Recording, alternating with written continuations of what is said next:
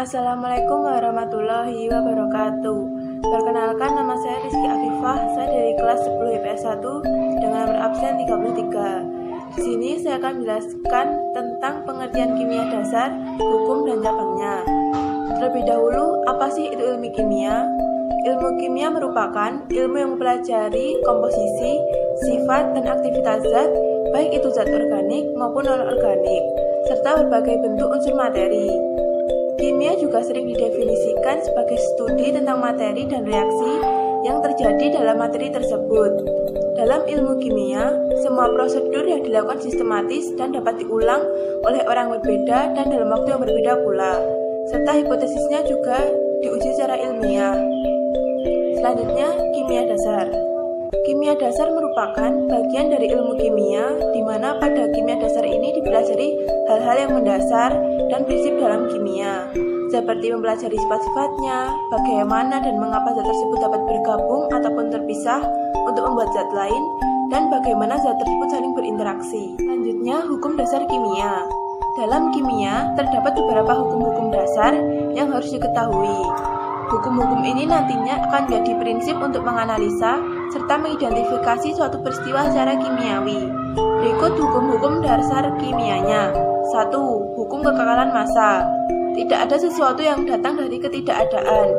Itu merupakan ide dalam filsafat Yunani kuno yang berpendapat bahwa apa yang ada saat ini akan selalu ada, karena tidak ada materi baru yang dapat muncul jika sebelumnya tidak ada. Anthony Lavoisier, seorang ilmuwan, menyatakan kembali prinsip kimia dengan hukum kekekalan massa.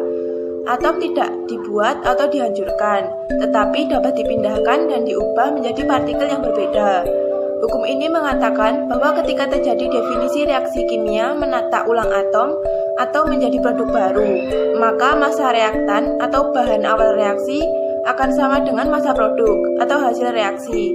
Hukum kekekalan massa ini menyatakan bahwa massa total setelah reaksi.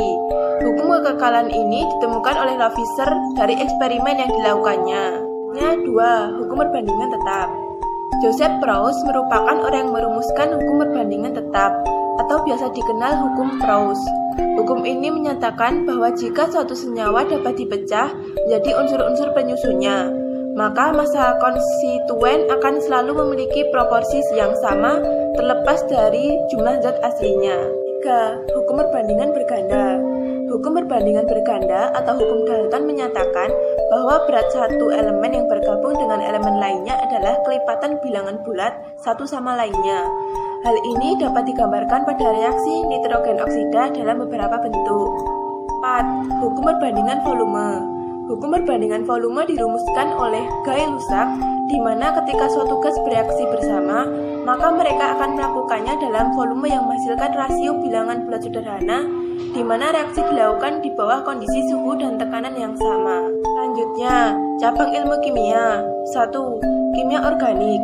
Kimia organik adalah cabang ilmu kimia mempelajari senyawa yang mengandung unsur karbon dan hidrogen yang berada dalam makhluk hidup. Kimia organik banyak diterapkan dalam industri, farmasi, karet, bahan bakar, plastik, komestik, zat warna, deterjen, pertanian, dan lain sebagainya. 2. Kimia anorganik. Kimia anorganik mempelajari reaksi dan semua sifat senyawa kimia yang tidak memiliki ikatan kimia karbon dan hidrogen. Atau kimia anorganik mempelajari senyawa yang bukan berasal dari materi hidup. Kimia anorganik juga banyak diterapkan dalam industri katalis, material, pigmen, pelapis, dan medis. 3. Kimia fisik. Mempelajari sifat fisik seperti gerak, energi, gaya, waktu, termodinamika, kuantum, mekanika, dan dinamika. 4. Kimia analitik.